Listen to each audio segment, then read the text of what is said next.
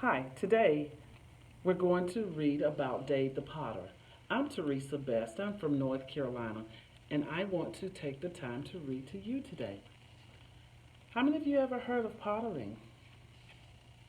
Mr. Dave was an artist, he was a poet, and also a slave. This book was written by Laban Carrick Hill. The illustrations, which are fantastic, were written by Brian Collier. Let's begin. Dave the Potter.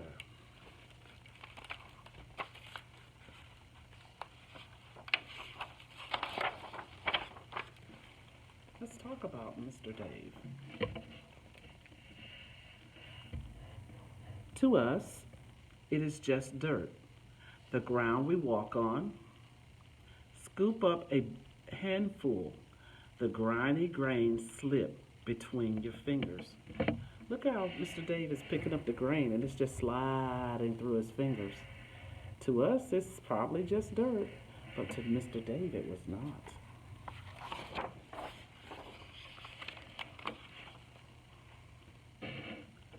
On wet days, heavy with rainwater, it is cool and squishy, mud pie heaven. But to Dave, it was clay, the plain and basic stuff upon which he learned to form a life as a slave nearly 200 years ago.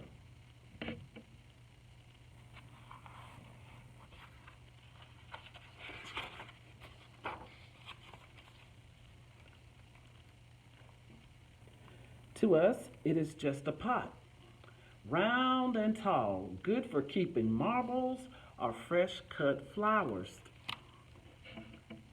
But to Dave, it was a pot large enough to store a season's grain harvest, to put up sliced meat, salted meat, to hold memories. Look how big that pot is. Can you imagine putting a lot of stuff in that pot? It's round and tall. Round and tall. I need one of those. Each one began out of clouds of dust, clotted clumps of clay, ground in the pug mill and carried wheelbarrows after wheelbarrows to Dave's spinning pot's wheel. Look close and you'll be able to see them with the wheelbarrow. Look at here, that's a wheelbarrow. And they're taking them over so they can make some clay. Take it to the potter's wheel. With a flat wooden paddle large enough to row across the Atlantic, Dave mixed clay with water drawn from Big Horse Creek until wet and stiff and heavy. Look at him working. He's mixing the water with the clay.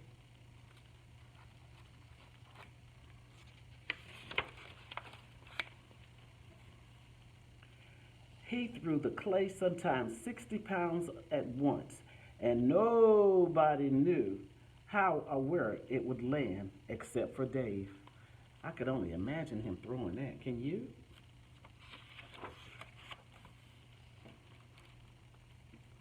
Dave kicked his potter's wheel until it spun as fast as a carnival's wheel of fortune. Look at that spin up under there, you see? That's what he was kicking, so it'll keep turning, it'll keep turning, it'll keep turning. There are more jars than things on the shelf, see? Interesting, huh? All right, here we go. Like a magician pulling a rabbit out of a hat. Look at how he did this. This is so interesting. He went from here, he started spinning it with his hands. And then look, his fingers are on the inside and he's just a spinning and spinning and spinning. Oh my goodness, look. He's still spinning. He's shaping it and molding it.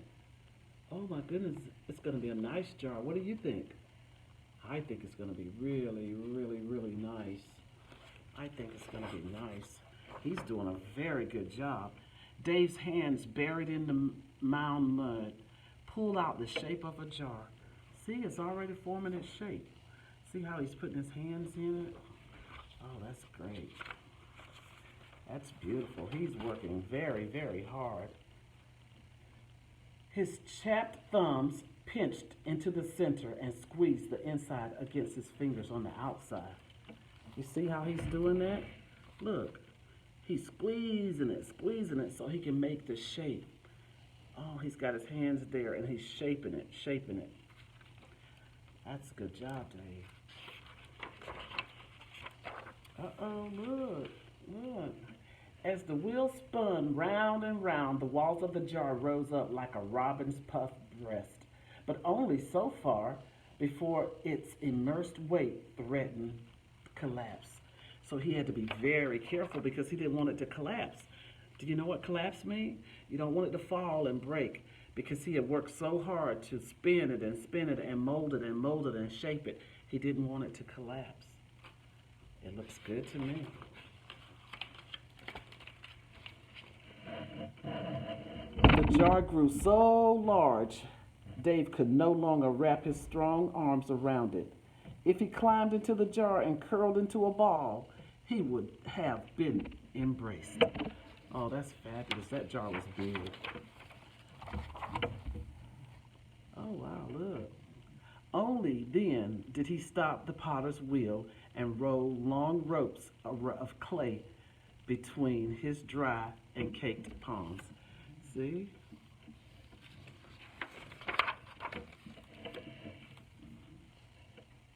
Dave mounted these coils of clay one by one. On the half-finished jar, he ran his wet fingers along the sides to smooth it all together, kicking the wheel with his heel on his foot. See, he's still trying to perfect it, trying to get it together. The shoulder and rim shrugged upward as the jar took the shape Dave knew was there, even before he worked the raw mound on his wheel. Look at there. That looks so good. He was satisfied with his work. He had put so much effort into it, right? While the day dried, the clay was drying. Dave pounded wood, ash, and sand to mix a glass-like brown glaze to withstand time. See? Notice the jars in the back. See them in the background?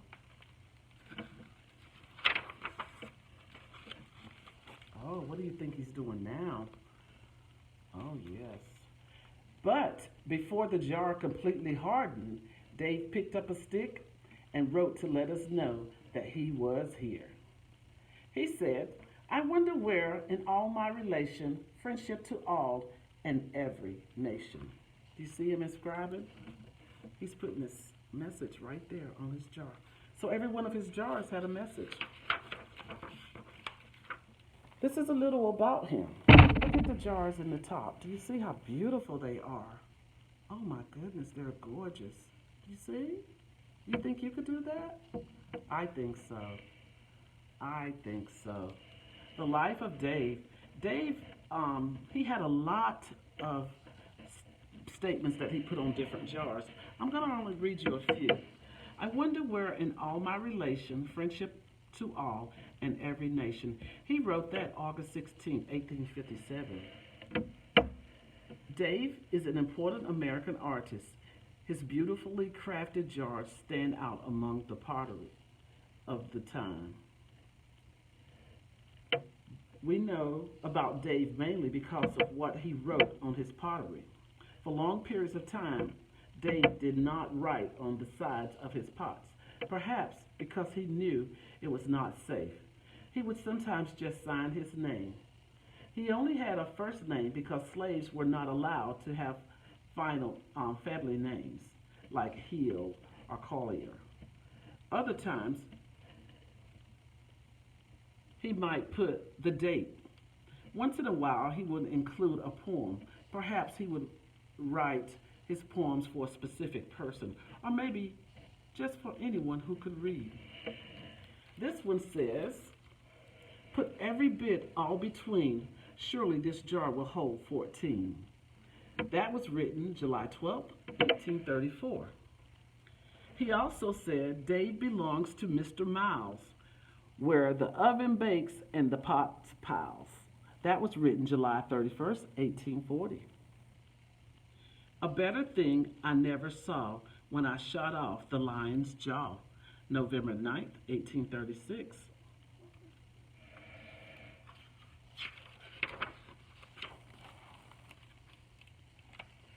Another trick is worse than this. Dearest Miss, spare me a kiss. That was written August 26, 1840. When you fill this jar with pork or beef, Scott will be there to get a piece. April 21st, 1858. We do know that some of Dave's poems leave a smile, while others offer observations on his life. Here's another poem. The sun, moon, and stars in the west are a plenty of bears. July 29th, 1858. Over the years, Dave's poems shared the pain of losing his family as well as his love for others. His words express his humility, his compassion, and his own passion for life. According to Jill in I Made This Jar, it is estimated that over 7 decades, Dave made approximately 40,000 pots, but it is only through these few surviving poems that we get to know him. The last surviving jar inscribed with a poem is dated May 3rd, 1862. The poem is a fitting epithet for Dave. I made this jar olive cross. If you don't repent, you will be lost. This is the story of Dave the Potter. This is a very good read. So if you have time, reread it and reread it again. Reading is life, and life is reading. I enjoyed reading to you today. I love pottering. Have a beautiful day, and thank you for listening.